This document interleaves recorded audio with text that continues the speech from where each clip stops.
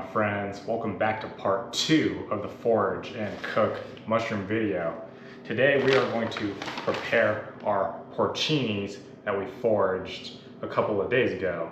Because luckily now I have a dehydrator to prep them for this next recipe we're about to make. If you haven't seen the forage and cook video part 1, I took some hawk's wings and made it into a smoked chicken mushroom pasta. I'll leave that in the link in the video description down below. You guys can go watch that video if you're curious to see how we obtain these mushrooms. Well, to start with, we're going to begin washing our mushrooms and cleaning the excess dirt off of them before we slice them and throw them in the dehydrator. Go ahead and start by getting all this excess dirt off. We'll grab our knife. Just like we did out in the field, I'm just going to slowly shave off the excess dirt. Kind of like you'd peel a carrot or a potato.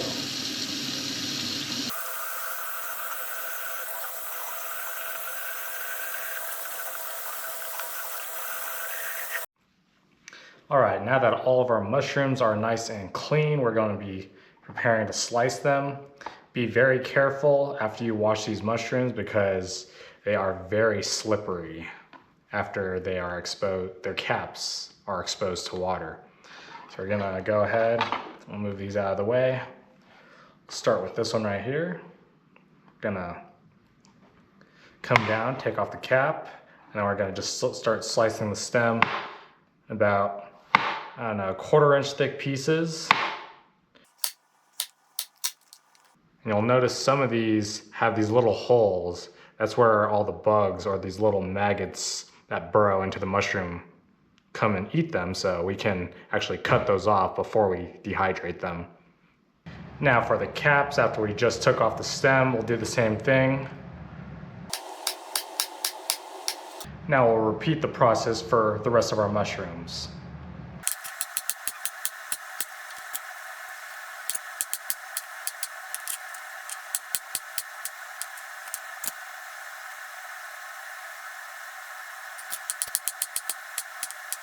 This one's a bit too buggy in my opinion, so we'll go ahead and just chuck this one. It won't make it into the consumable pile, unless you're fine with eating small larvae or maggots for extra protein. Kudos to you, but this is going in the trash. We've got some twins. This one's also going in the trash. So here's what we're left with. Now, the next step, we're gonna get this into the dehydrator. Here is our dehydrator with all these stackable shelves.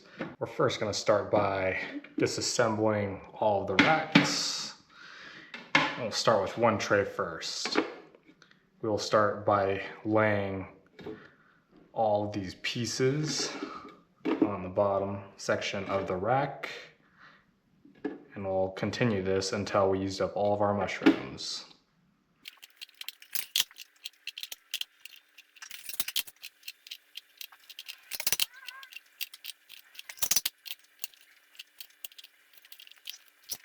You'll notice how we didn't overcrowd our dehydrator because we want to make sure we get a even dry.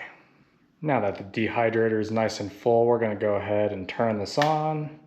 We're going to set the temperature to about between 104 to 107 degrees, I'd say, since we got a full rack. And we'll see you in about 24 hours. Alright you guys, we are back 24 hours later and our mushrooms are nice and dry, perfect and ready for storage. And we went out earlier actually and we picked these bad boys. 'Tis the season. So I'll be taking these out, getting them a nice airtight jar ready for storage, and we'll be throwing these ones on there. And then we'll begin to make my famous porcini wild mushroom risotto. Stay tuned for that. Alright, for starters, to make this wild mushroom risotto, we are going to need butter, grated Parmesan, some vegetable stock, arborio rice, Italian parsley, some dry white wine, in this case we got Chardonnay, garlic, shallots, some baby bella mushrooms, and our wild foraged porcinis that are dried. The reason we're getting some baby bellas to supplement it is because if you've had porcinis before, you know that they're very nutty in flavor, and for this mushroom risotto, we want that mushroomy flavor, so we're gonna supplement that with these baby bellas. Let's get into it. We will first begin by grabbing our vegetable stock and bringing it to a boil in a small pot. To this, we will eventually add our dried porcini mushrooms once it gets to a boil, so that it will simmer in here for about 15 minutes, and this will be crucial for our risotto recipe. We're gonna go ahead and start by prepping our ingredients, get everything all nice and chopped up.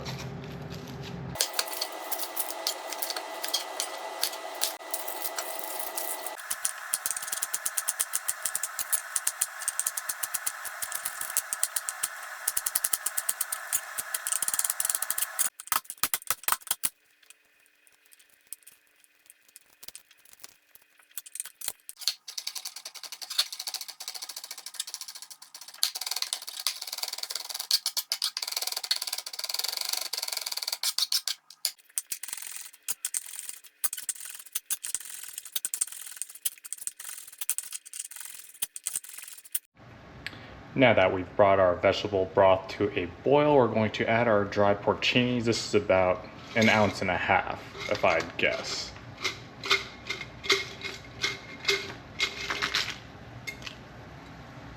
And we're gonna just let that simmer for about 15 minutes. Our mushrooms have been finished simmering for the past 15 to 20 minutes. We're gonna go ahead and remove and strain the mushrooms out, but we're going to be leaving the broth on a low heat. Now we've got our broth and our mushrooms separated. We're going to let this cool for a bit, then we'll chop those up.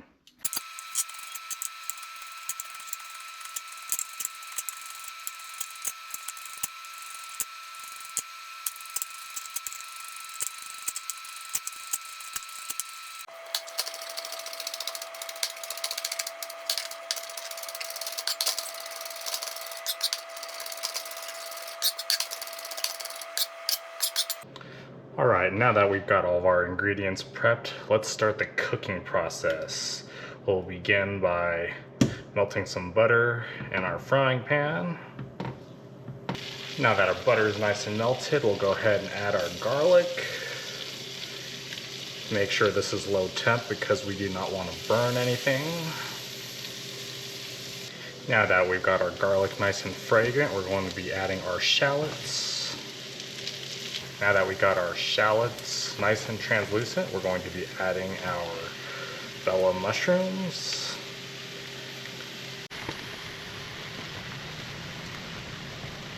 What we're looking to do is to remove the majority of the moisture from these baby bella mushrooms, and then we'll remove this from the heat and begin toasting our arborio rice. Now that a good majority of the moisture liquid has been removed, we're going to take this off the heat.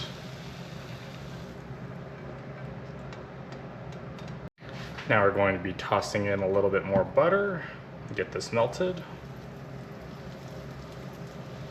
Now that our butter is melted, we're going to go ahead and toast our arborio rice. This is about 1 cup.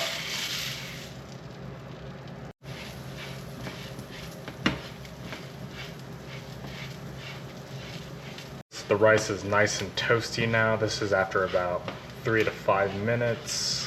You can start smelling it. It smells like toasty popcorn.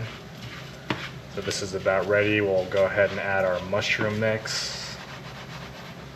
Re-add our mushroom mix, our garlic and our shallots. Now I'll add our white wine.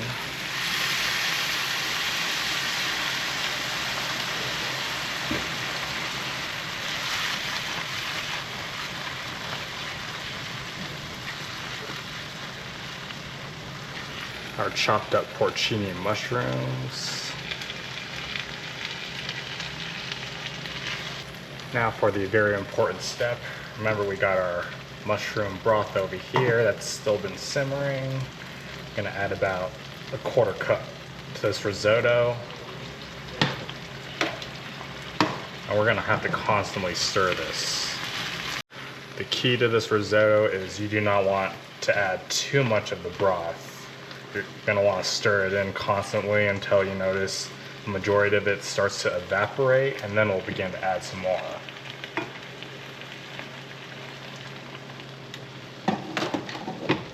It's gonna be like this the entire time until the risotto is finished.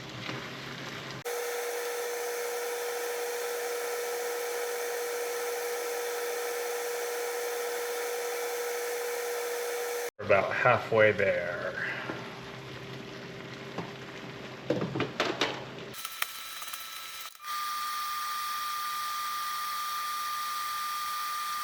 Probably should add some salt and pepper to taste.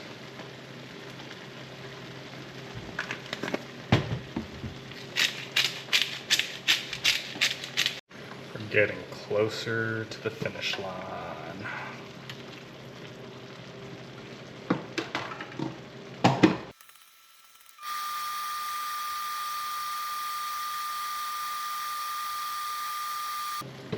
Now that our risotto is close to being finished, we're going to add our diced parsley and stir that in.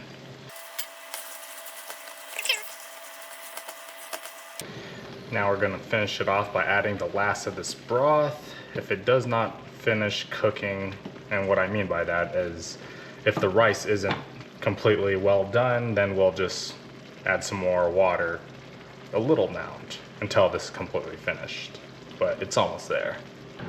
Now that our risotto is finally finished, we're going to be adding our grated Parmesan cheese, and we're going to be stirring this in.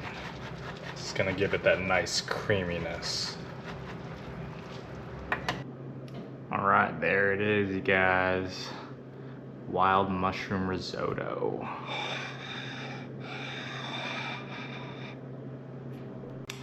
All right, you guys, there you have it. Wild mushroom risotto.